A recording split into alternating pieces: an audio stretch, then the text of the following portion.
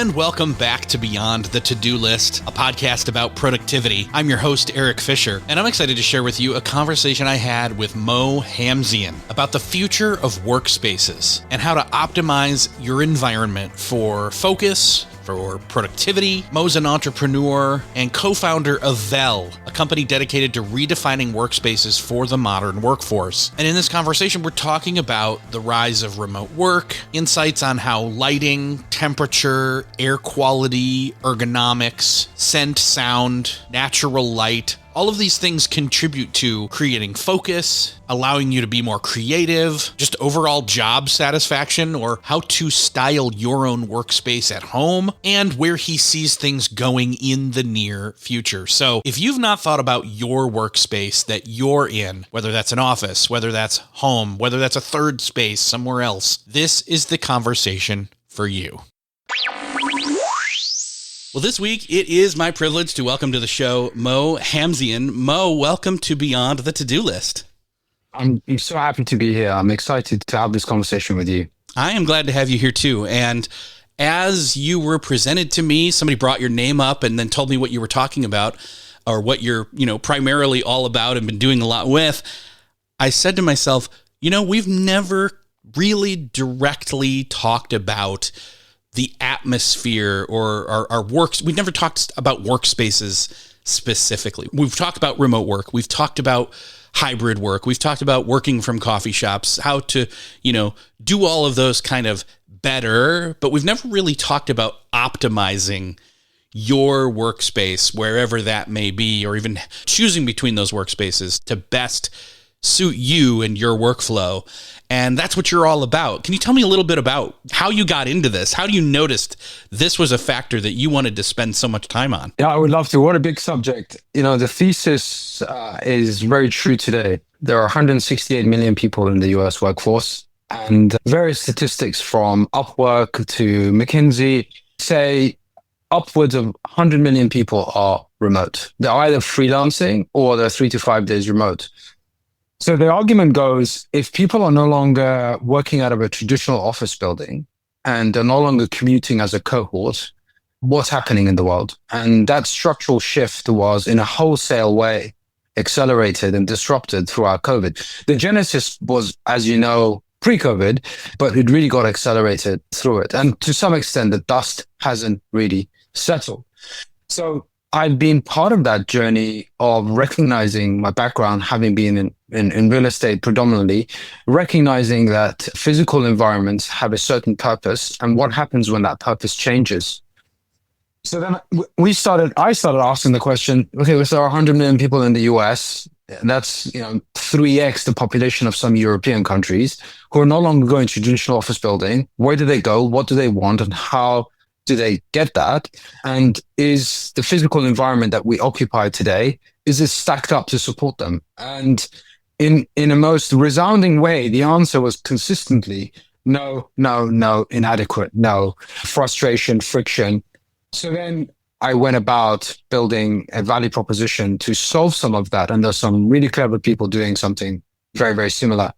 So let's have a conversation about that and how it impacts us. And you and I are both from a home office. I know your audience can't see us, but we're both from our home office at the moment.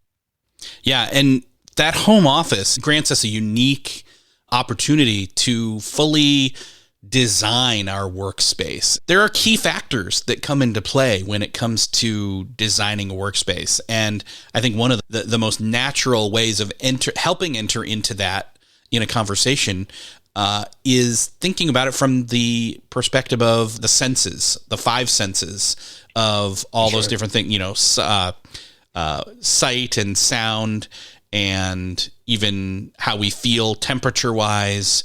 I'm leaving some out, but yeah. Scent. Yes, scent. That one. Oh my gosh. I've had the experience of sitting in a cubicle next to somebody else where they would spray this really strong perfume. And I had to really question my integrity and even get to the point of saying, hey, can I move cubicles across to the other end of the suite so I don't have that picking up into my nostrils and like distracting me and giving me headaches or migraines? Absolutely. And you know, there are studies out there that shows data on the value of scent and revenue in retail settings. And it's kind of demonstrative, actually. Revenue can increase by a factor of 20% if there's a correlation between your memory scent and that brand. And that's why most luxury hotel lobbies environments actually produce scent through the HVAC system.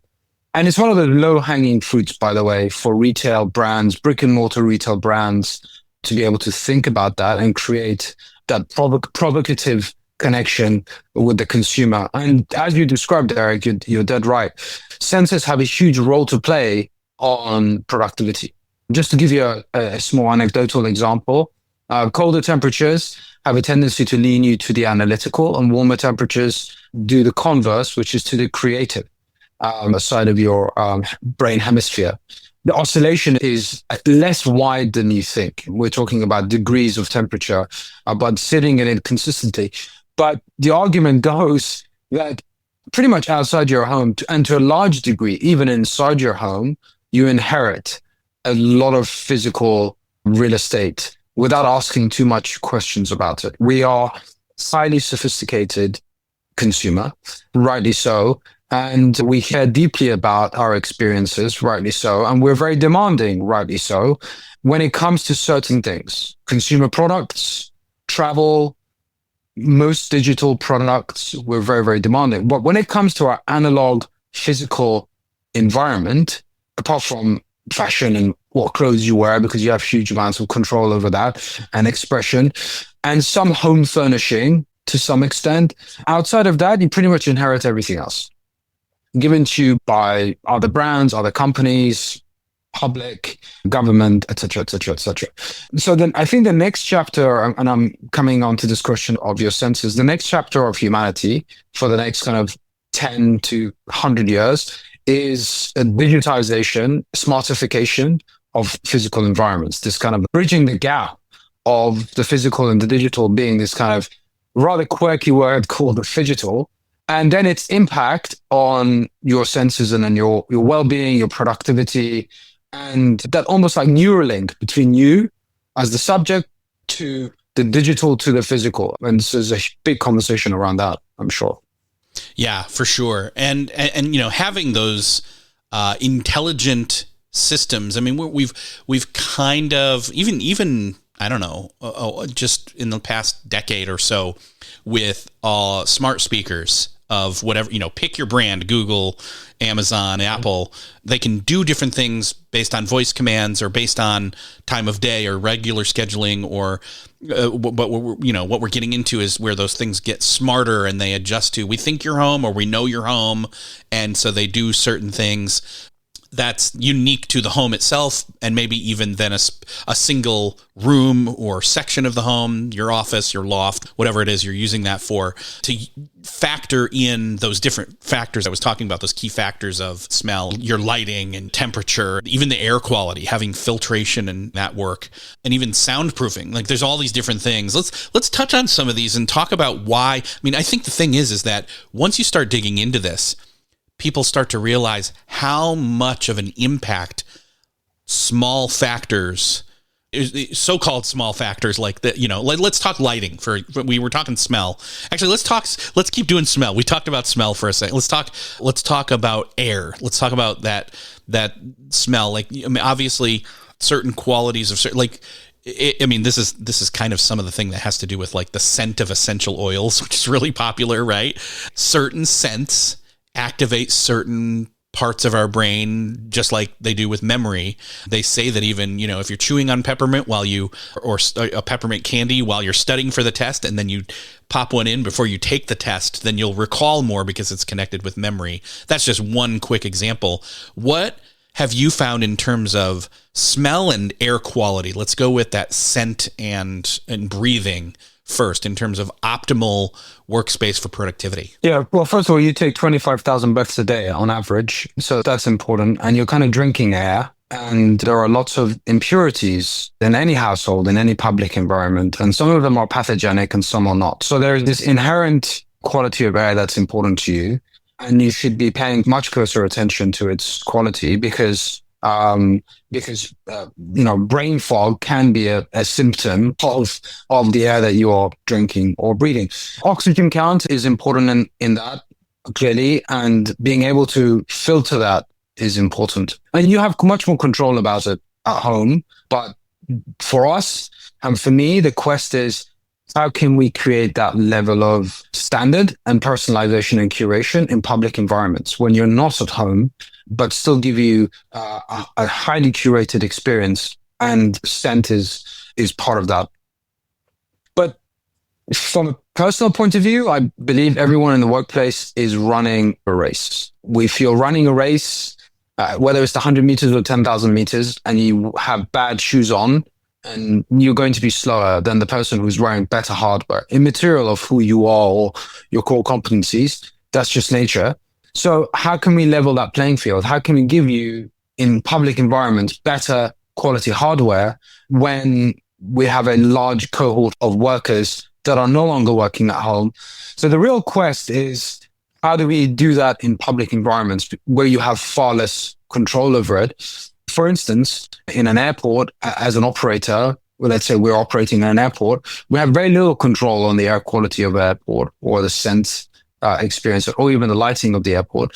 The factors that we can control are within our space. So how do we marry and integrate our space potentially with that of an airport, and how do we create that balance? Those are the kind of questions we're asking. But I mean, moving away from these sensors, which is really, really interesting, but there are some other fundamental gaps that we found are really, really potent. One is culture, for instance, the impact of the negative space of culture when we're working at home, that the movement and behavior of a dispersed, decentralized worker, an impact on their optimization, creativity, productivity, when they're no longer going together to the office. And whose responsibility is that to build that kind of infrastructure of culture? Previously, it would belong to the employer, but today it really belongs to the employee to subscribe to that culture. So when you combine the hardware and the softer side of the gaps in the workplace, it leaves a bit of a formula of challenge to solve. And that's something that we're trying to fix. Culture makes a huge difference, because there's not just this environmental impact that we're working in or working around or above or working through, I guess. It's not just that state of where we are physical presence wise. It's that psychological aspect to it. Like right now, for example, there's nobody home except one person. And so I'm aware of that. Now that's minimal compared to being in a building. I mean, again, you go to a coffee shop, which I know you've got a lot of, working in a coffee shop, you can do some things, but honestly, you can't do a lot of things. It's for specific work only, and that's about it. And I know a lot of people are thinking themselves when they hear that, they're like, yeah, but I do it all the time. And I'm like, for specific tasks, if that works for you, great. But you can't regulate, not only can you not regulate like the temperature, I've found them to be wildly warm or insanely cold, even varying wildly from where you are in the building or in the space, but let alone you've got noise that ramps up and ramps down based on time of day and how many people. And then getting back to what we were just saying, that psychological piece where you have a varying amount of people around you that you probably don't have any connection to at all. And just not knowing that, then let alone the logistical side of things with being able to have in presence to a certain point within grasp or walking distance of getting up and asking a question versus digital means of, texting, emailing, etc. It changes things. It drastically changes things. Oh, it really does. I mean, you talk about sound just as a sub note of what we're talking about. Sound doubles every 10 decibels. And as a benchmark, let's just say your fridge and freezer hums at 40 decibels, right? So 50 decibels is twice as loud as 40 decibels. And so on and so forth. So a typical highway in the US is around 85 decibels, and a typical coffee shop in the US is around 85 decibels. Contextually, the pitch and wave of the sound is different, but how loud it is, it's as loud as each other. And then you ask, okay, so what? Well, if then you are in an environment where everyone is actually speaking a language where you understand and it's as loud as that, and you're an English speaker in England or an English speaker in America, when you go into a coffee shop, you're going to get distracted really, really quickly. Because at any point within that coffee shop, your senses are hearing other people speak, so you're getting distracted. So that's number one. If it was in another language, you'll be distracted less because your brain can't connect with the context. Then this idea of music and waves and frequency has a huge bearing on productivity. If you're listening to music and you're trying to read, make sure that you're listening to like lo-fi music so you can kind of focus. But again, you have no control of that in a coffee shop. So the question is, how can you introduce, from our point of view, or from any kind of hardware brand that's trying to do something similar to us, how can you introduce micro levels of privacy in public environment at a snackable price, pay-as-you-go flexible price, where the space is totally intelligent and that space can customize around you as much as technology allows it today? That's a really profound quest to be able to solve for that, because, like you say, there are millions of Americans today going to coffee shops, spending between $2,000 to $5,000 a year in coffee shops, and they're not designed for it today. They were never designed for it. Somehow they started wearing the crown because it's a low check value, it's fairly convenient, it's got a good atmosphere, and it's got hospitality grade, which is what's always been missing actually from the second place we've occupied, which is the office. If you're not familiar with the three spaces in your life, first is home, second is your office, third space is the coffee shop, etc. So that second space, the office, until very recently, has never been hospitality grade. It's never designed to be hospitality grade. It was much more clinical, much more artificial than a coffee shop. So a lot of people gravitate towards that coffee shop. But like you say, it's only very, very specific tasks that you can perform in a public environment. But that really is changing very, very quickly with technology of AR, VR, people like us, real estate operators who are recognizing that. You mentioned speakers. Directional speakers have been around for a bit of a time, and they're creating cones of silence. Military's been doing that for a few decades now.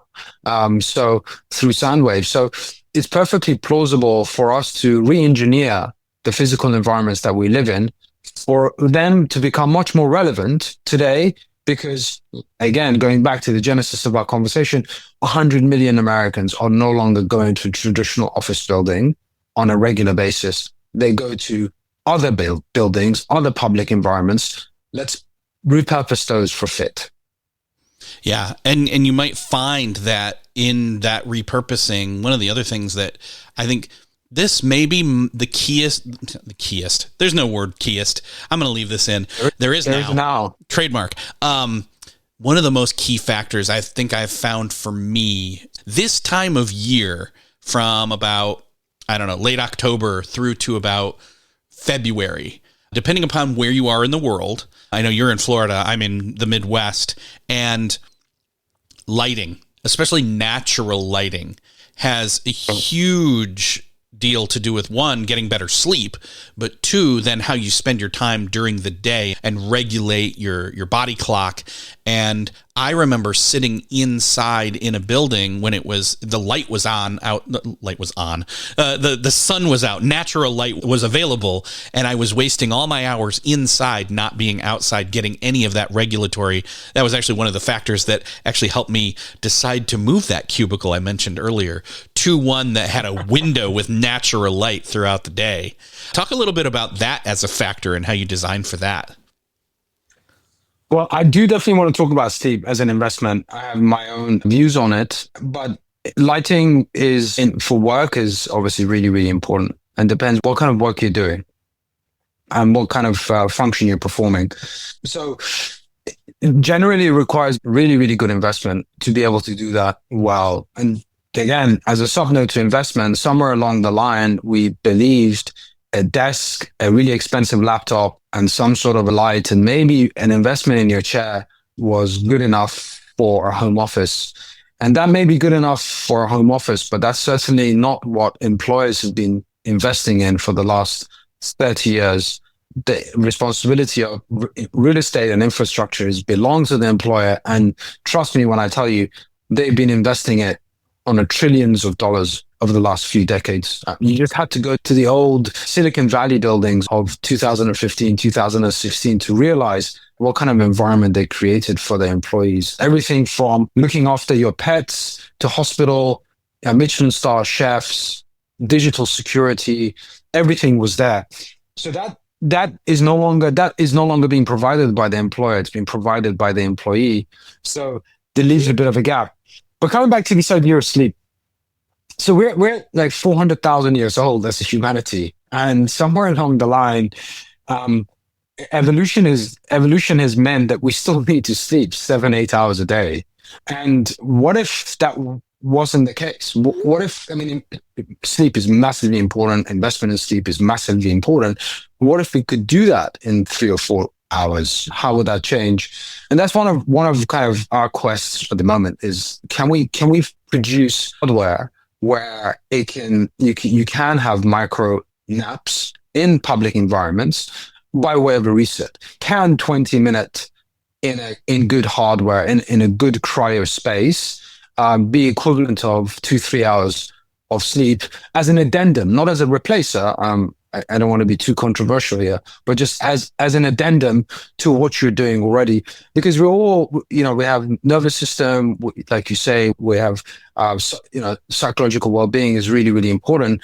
And we are overstimulated, particularly in public environments. Once you leave the safety of your home, your nervous system is no longer protected the way it is, particularly in public environments. So how can we give you more control over that reset? That's something that's very close and dear to me, to my heart as a CEO, as a leader, to be able to solve for that. Yeah, it's not, again, some people are saying, well, for me, I've got that figured out because I'm working from home. So I just go and use my regular bed during the day, maybe some blackout curtains in that room, or maybe a guest room. Maybe they have a guest room that they use and and that's their nap bed or something. I don't know. But I've found that even some people have said, I will make a shot of espresso and I will down it and then go lay down. And then they say it takes 20 minutes or so for that caffeine to hit my bloodstream. And during that time, I'm doing a 20-minute nap that even if I don't fully fall asleep, my eyes are shut. My brain is not scanning a screen or reading something or doing, it's not consciously doing something. I'm passively doing something. And then even if that 20 minutes, 25 minutes passes and then that caffeine hits the bloodstream, they've attacked that lack of sleep or impairment, at least briefly. You're obviously talking about something that's a little bit more deep and impactful than that, but that's some of the best naps I've ever had have been that.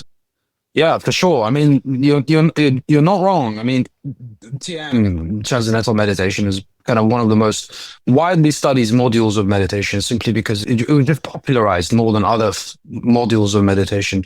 And there are studies there that show that actually the 20 minutes of TM, of meditation that you're doing, from a brainwave, theta, beta, brainwave point of view, is equivalent to 3 hours worth of deep sleep. So why can't be that replicated at scale?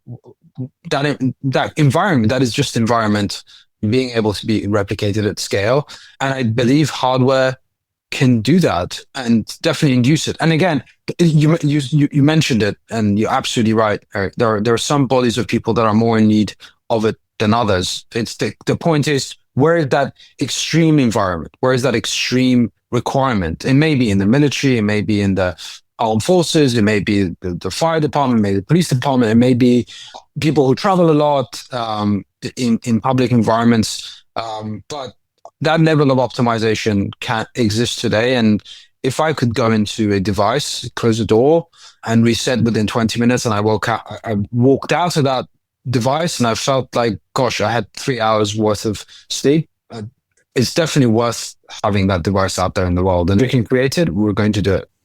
Yeah, for sure. One of the other things one of the factors that I forgot to mention along with that sleep, that napping, is I use something called Brain FM. I'll link to it in the show notes for this episode. It basically gets your brain waves into the right pattern to quickly fall asleep or quickly recharge, so to speak. There's other functions for it too, where it can kind of get rid of that fight or flight or distraction mode when you're actually doing work. It's got multi-purpose functionality to it, but I've got a discount link for it. I'll put in the show notes. But that's one of the things that I've found that really, really helps. Even when you're not taking a nap, if you want to sit, and it can prep you for meditation, or it can calm you down, like help with breathing work, get you there. It helps to, with all the different settings, get your brain waves to that right pattern, or quickly to the pattern that you're choosing. Yeah, and then the question you described now is how can you create that to be enterprise grade, and how can you make sure that's really scalable, affordable, and everywhere and accessible? And that's what makes products like the iPhone amazing, by the way. Obviously the technology is amazing. Well, one of my favorite things about the iPhone is that I can afford it at like $60 a month, because it's not prohibitive, and because we live part of a very sophisticated system that both fintech, financial, hardware, consumer system that gives us the possibility of being able to buy that iPhone. In that same respect, that level of technology that we've just described should be as accessible as that. And that's a quest in itself.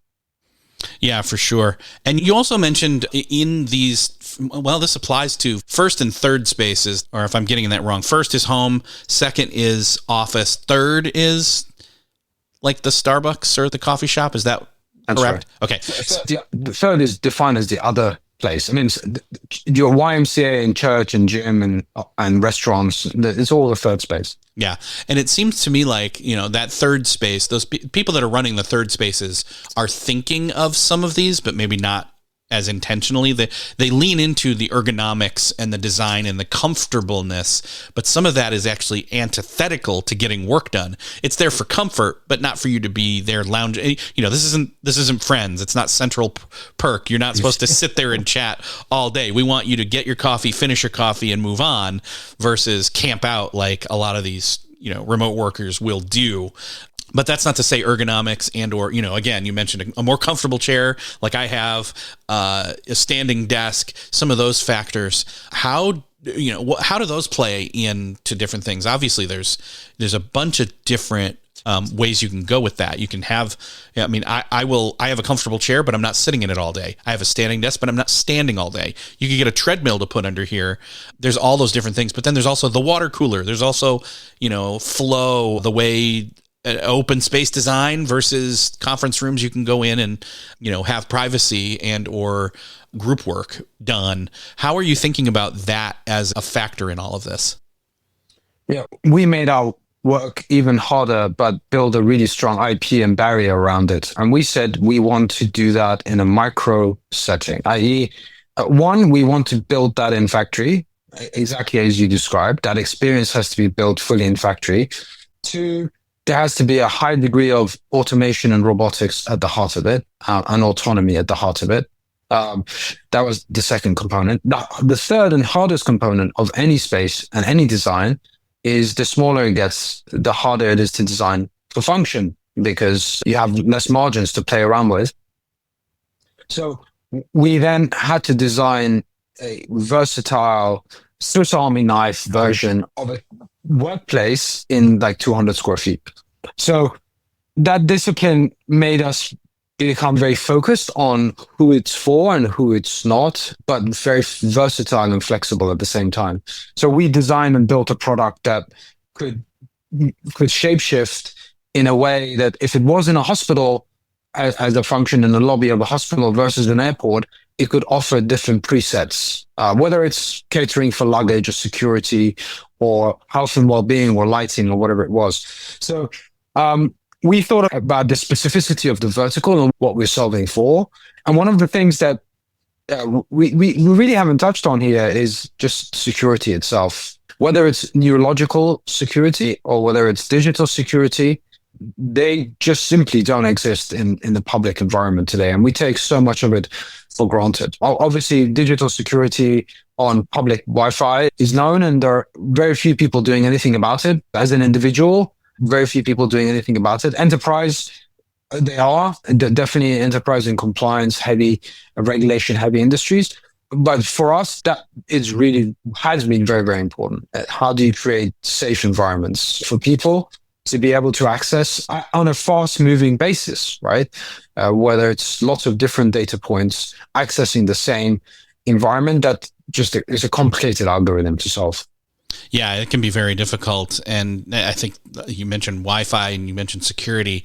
One of the things that people don't really think about a lot when they go out and use some of these third spaces is they think about the strength of the Wi-Fi. And by that, I mean that they can connect to it. But two, the speed of the Wi-Fi. They don't think about the security of the Wi-Fi and how easily, they think, oh, no one run up and, grab my phone or grab my laptop when I'm get up to, freshen up my drink. But they don't think of it in terms of the digital security and that being a component of it. Exactly right. And that's, a lot of people may be listening to this, maybe the individual, but there are a lot of individuals that belong to a corporation, and companies have to think about their real estate infrastructure differently, how they apply it, and be able to partner up with companies that are providing that solution on a wholesale basis. One of the things that's really, really important here is this idea of connecting their systems, the integration of their systems to kind of public systems. And you mentioned like Starbucks. Just as a sub note, there are 55,000 coffee shops in the US, give or take. 30,000 of them are Dunkin' Donuts and Starbucks. Dunkin' Donuts and Starbucks, 80% of their revenue approximately comes from to-go drinks. And 80% of those to-go drinks are like cold drinks. So very rarely you see people drinking a hot cup of coffee sitting in Starbucks on a laptop these days. The other 30,000 coffee shops, which are largely independent boutiques, have a lot more traction for people sitting and working. And a lot of those people are working for very, very large companies that are still fully remote. And we've had a lot of strategic discussions with those companies, and we're looking forward to 25. Yeah, partnering with them and helping them to think about these factors and add those in is very helpful. And obviously, you're addressing all of these, or you're coming to the problem by addressing all of these, whether the business has thought about it or not. You have thought about it, and so you're bringing that attention. Maybe they're just saying, "Hey, we need this space to work better for us and work better for our people." You're coming in and saying, well, there's a lot we can do here that's different from what you're doing, and or better, or tweak it, optimize it, all of the above. How, if someone's interested in working with you, is there a place where they can go and find out more? What's the best place? I'm sure you put it in your show notes, yes. But I'm very active on LinkedIn. Find me on LinkedIn. We can connect. Okay, perfect. Mo, it's been great talking with you, and this has been a great conversation. Obviously, we're just getting started here in bringing this dialogue into the show. I want to talk more about this in the future, but it's been great having you here, and I can't wait to maybe have you back as you continue to build and bring in different things that you're learning and different technology discoveries as they come about. And I'm definitely interested in maybe figuring out how to have a nap pod here at my house of some sort that does the work you were talking about. So Mo, it's been great talking with you. Thanks for being here. Thanks very much. I enjoyed myself.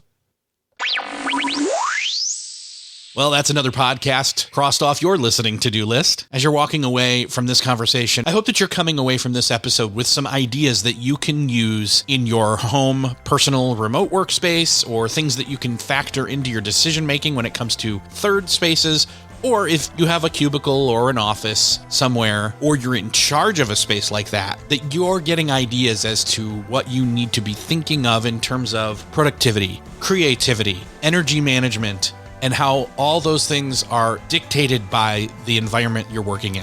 So, if that's you or someone you know, share this episode with them. Do me that favor, do them that favor. Hit that share button wherever you're listening to this, in your podcast player app of choice, or over on the show notes at beyondthetodolist.com. Thank you for sharing. Thanks again for listening, and I'll see you next episode.